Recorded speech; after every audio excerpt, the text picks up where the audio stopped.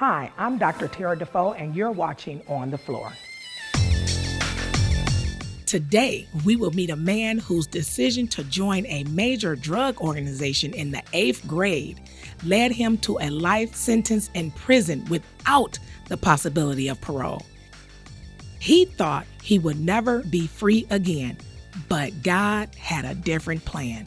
Through faith, prayer, and doing God's work, that same man today is free and is the co-chair of the NAACP Detroit Branch Criminal Justice Committee. We're talking about Elder Darryl Woods. Darryl, describe the chain of events that landed you in the Department of Corrections. Before I was incarcerated, I was a young man who grew up in the city of Detroit.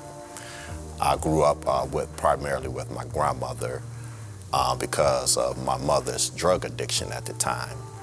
I ended up rebelling in the home and got associated with the wrong crowd, ran away from home, and started to connect with a drug organization called the Pony Crew at the time. Back then in the mid-'80s, this was an organization that was dealing a lot of drugs in the city of Detroit. And they were utilizing young men to be able to sell the drugs just like the Young Boys Incorporated. I was one of those young men that got drafted into that because I was so misguided, for a lack of a better word, because I was just hurt because I wanted to go connect with my mother. And when I left my grandmother home, I had left from the west side of Detroit and went into the Cass quarters. And that's where I connected with the Pony Crew. And once I connected with them, my life changed dramatically. I eventually dropped out of school in the 8th grade. I was selling drugs on the corner. Back then it was called mixed jive, which was heroin mixed with other chemicals.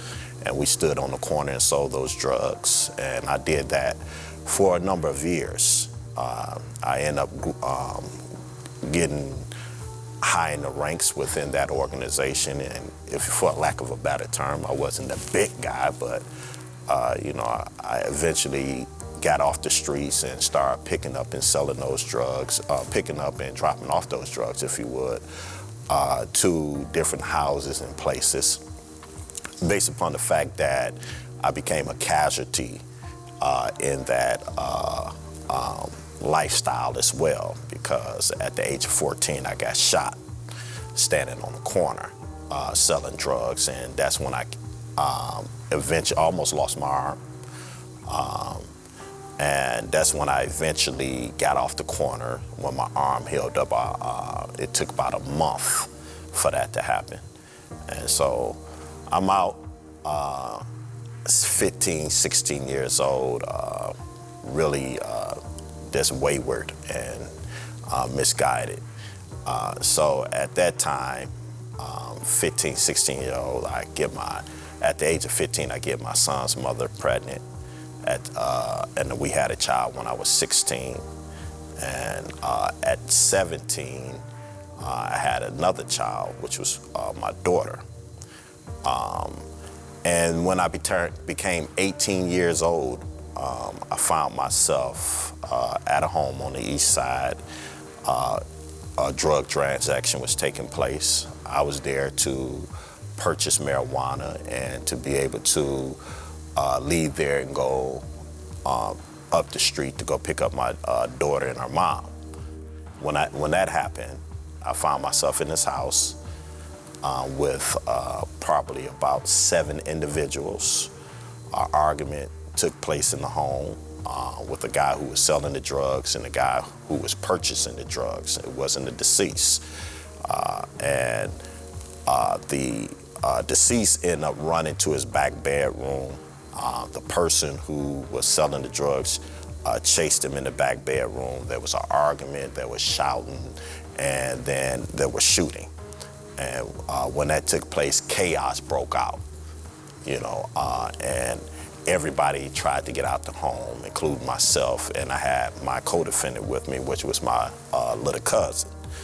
And my goal was just to get us up out of that house, and we eventually got out the home and fled the scene.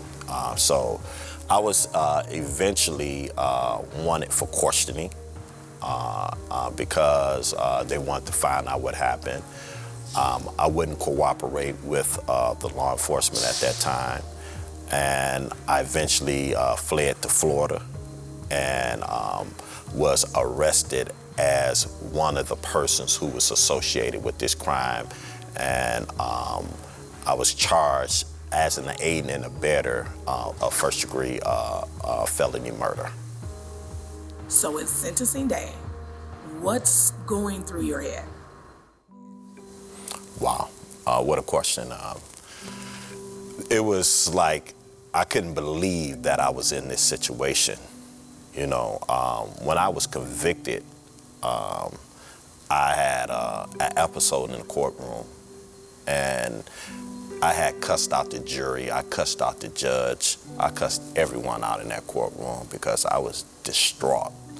I couldn't believe that I had got convicted of something that I actually didn't do. You know, I didn't pull the trigger. I didn't plan for anyone to be hurt or harmed in any kind of way.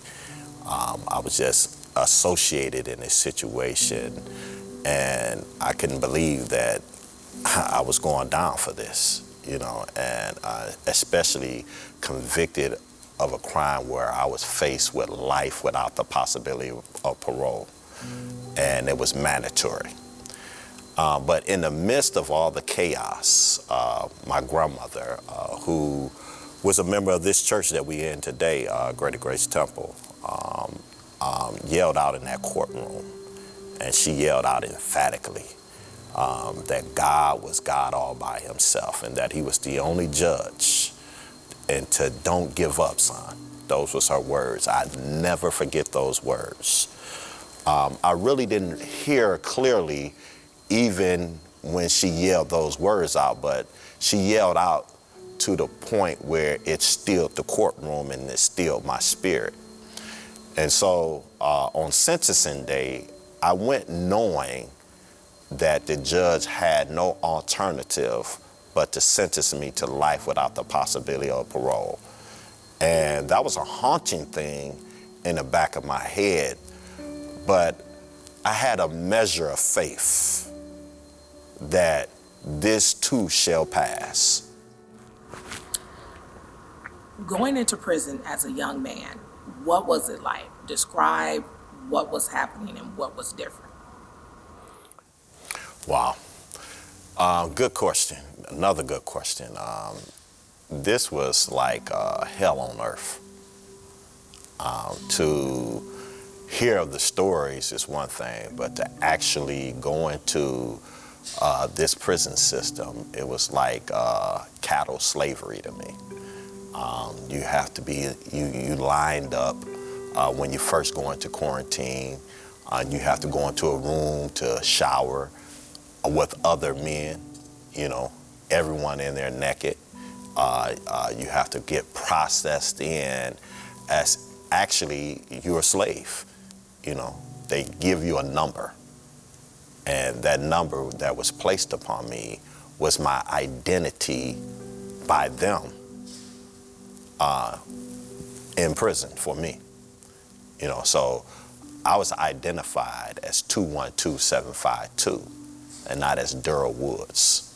So I was stripped of my name by the state of Michigan, and I had to be recognized by that number throughout the 28 years and 11 months that I had to endure in there. So when I went to Riverside quarantine, it was like a very weird and very dark place. Of course, I ran into so many people that I knew. That was like, wow, this is where they are. You know, this is where a lot of my friends disappeared to.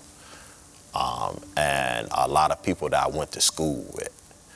And so I'm in this situation where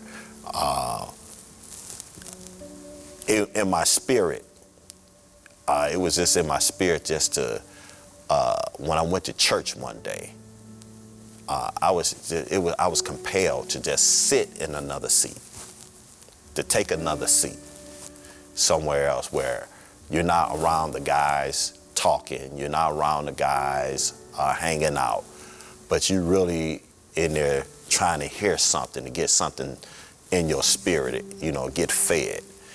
And when I did that, I was obedient to the Spirit of God leading me to another seat. I never went back to that seat again where I was hanging out with the other guys, and I said, man, this was a full circle. I have to change, So it was early on in my incarceration where I received the light, if you will, for lack of a better term, where I was sick and tired of being sick and tired. I was, just oppressed by my situation. So it was a very haunting situation as a young man. So you were sentenced to life without a possibility of parole. You were not supposed to get out, but yet you received the news that you are being released. What was happening? What was going through your mind at that time? Wow. I was, prior to me getting the news, my pastor, Bishop Charles Ellis, came up to the prison with the choir. It was about 40 people that came in. That day, we had literally shut the gym down. He was still the presiding bishop of the Pentecostal Assemblies of the World, but he was compelled to come into the prison this night. And we had a high time in that particular service. It was like we was rejoicing in there. 18 people got baptized that night. Wow. Gangbangers was on the floor crying like babies because the word that went forth that day. And we was all just superly blessed. It was super blessed. And the bishop on that evening had called me in the middle of the gym in front of everybody in that room and said his time is up. And he laid hands on me and prayed over me and said, he's coming out of here. And he hugged me and kissed me on my cheek inside a male's prison. But it was like I felt electricity in that room that night. I had that blessed assurance that everything was going to be all right. I had filed appeals and they were denied. I had filed an appeal and I won in the Court of Appeals, or in the lower court, before Judge Crockett. Judge Crockett, the judge who presided over my trial, overturned my case and said I was convicted on false and perjured testimony, and I was wrongfully convicted. But it was appealed by the prosecutor office. And because of procedural grounds, they reinstated the life sentence back on me. That was a gruesome process. And then I appealed to the Michigan Supreme Court. The Democratic member on the Supreme Court ruled in my favor to grant leave, but it was a very conservative court at that time, and they didn't want to even hear the case. And so I went into the federal district court. I ran into a judge who never granted a habeas corpus ever, and I was denied. Went into the Sixth Circuit Court of Appeals, and I got some more relief. They let me back in. I thought everything was good. And then that got wiped away before my eyes. So you can imagine that my family and myself was on a roller coaster ride. I wasn't hurt because of me. I was hurt because of my children who desperately wanted their father out, who wanted to see me reunited with them, and the rest of my family. By that time, in '94, I had lost my mother. She had died early on in my conviction. I lost both of my grandmothers while I was in prison. Couldn't go to none of their funerals. And so it seemed like a hopeless situation. Went to the United States Supreme Court, got denied. Filed a commutation petition 3 times. All 3 of them was denied. And so when the bishop came up there and prophesied that in front of everybody, I had the audacity to believe that word. But I refuse to doubt God. I refuse to doubt that word that was given to me. And so I would pray for those guys. I would sit down with them and I would comfort them. But I eventually was the last person in that facility that got news that I was granted a hearing. And so I was granted a hearing, and matter of fact, July the 11th. I looked on my phone today, and it was 7/11. I said, that's the day I went to the parole board. It's ironic. I looked at my phone at 7/11 today. I went on 7/11 last year. And that's when the process began. I went to the Michigan Parole Board. First they reviewed my file. Then they said they had merit. They ordered a psychological evaluation, and then a medical evaluation. Then I had to go see one member of the parole board, but they had to still find merit every step of the way. And so I went before the Michigan Parole Board, the member, Mr. Edwin Heap. Very powerful interview. Went there. I answered all the questions honestly, and I put it all on the table. You know, I put my heart and soul on the table that day. But I stepped back and watched God move in that hearing. And I could see that he was touched by the transformation. He was touched by the story. And he understood the complexity of everything. And that's what I wanted, to be heard. And God gave me an opportunity to be heard. And so he had to go back and get the majority of the parole board to vote in my favor. It's a 10-member board. And so it wasn't no cakewalk. So he went back, got the transcripts together, and was able to present everything before the entire board. And then I got news that the entire board granted me a public hearing. So that's the next phase.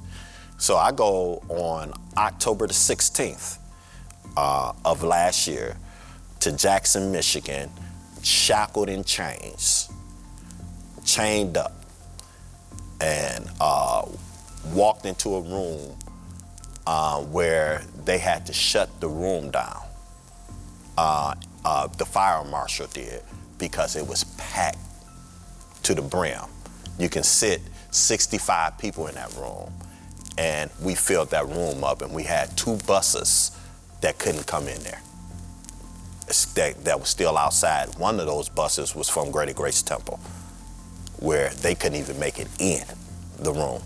You had a number of pastors, you had a number of judges, community leaders, people from other states came in to speak on my behalf. All that was great, but if you read the transcripts and you read the testimony of my son, it really, really electrified the room. Even the Attorney General, who was in opposition to me, the prosecutor, who's a Wayne County prosecutor, sent a letter in opposition of me. But when my son spoke up, he spoke up with such an anointing on him that I recognized a tear in the eye of the Attorney General. He moved the room by the grace of God.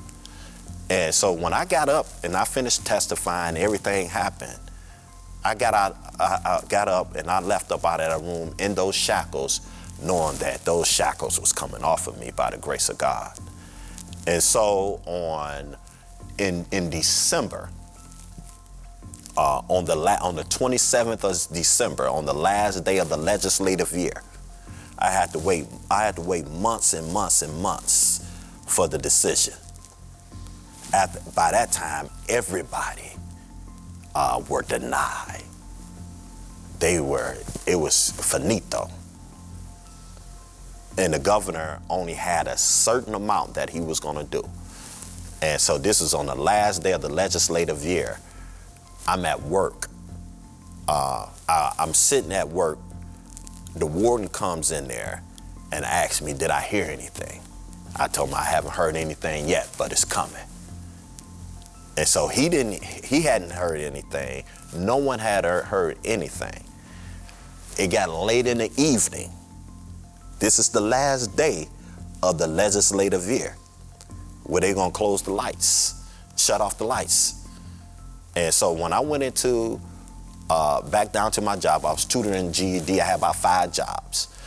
My supervisor asked me to go make some copies. And this is how God works.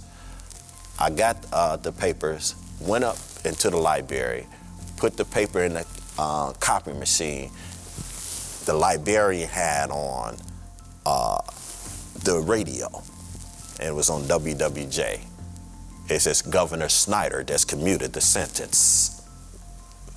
That's how I got the news. Wow. That's how I got the news. I literally left up out of there and couldn't control myself. I had a staff member pull up on WWJ the list. It was 26 commutations that he made. Only 7 people in my category with life without the possibility of parole. And we scrolled down the list because he had pardoned some people too. And so it was like 61 altogether. So we scrolled all the way down and I was on the bottom of the list. The first would be last and the last would be first. I couldn't believe I took that paper. I got a copy of that paper. I went into the back of one of the food tech office and I broke down like a baby because life without the possibility of parole was off my shoulders. That burden was gone.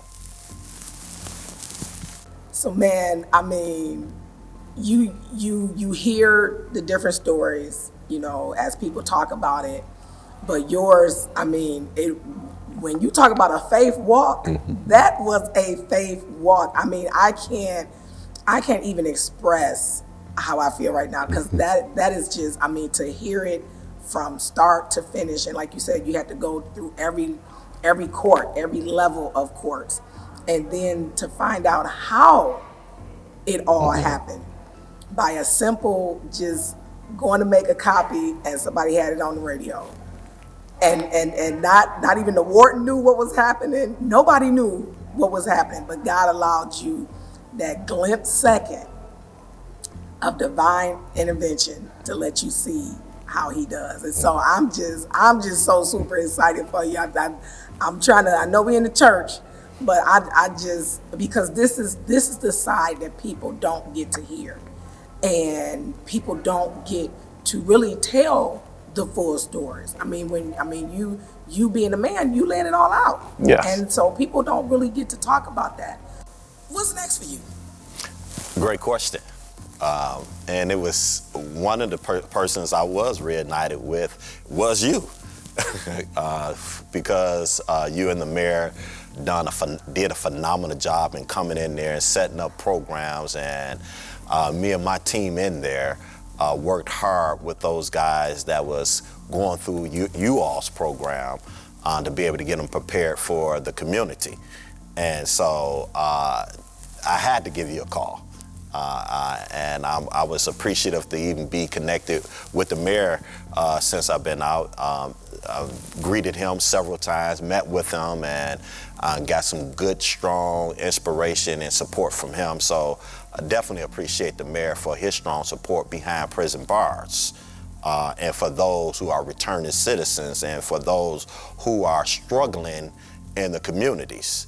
And I know the story, but I have a phenomenal time with other young people in my family and the community. I've been to the juveniles, I've been into schools, I've been to Flint. I just got back from Flint last week. I've been there a couple of times, speaking with young men and young ladies that was in the Job Corps, and I was the graduation speaker last week. I've been to Ypsilanti, I've been to Pontiac, I've been going throughout this state. I've been to Bay City, just to be a blessing to people. I was blessed to be a blessing. And so when I got out, because of my great work in the NAACP, I eventually started off as a foot soldier on the inside. I was mentored and trained by the best activists that you can even run into. Stan Sekou Nelson, Dwight Rashad, they trained me in the NAACP. I took on the leadership of the NAACP eventually and became the chairman of the Detroit branch NAACP Prison Program Committee under the auspice of Reverend Wendell Anthony. And he, Hester Wheeler, Donnell White, Joanne Watson, all of them was part of our activism on the inside.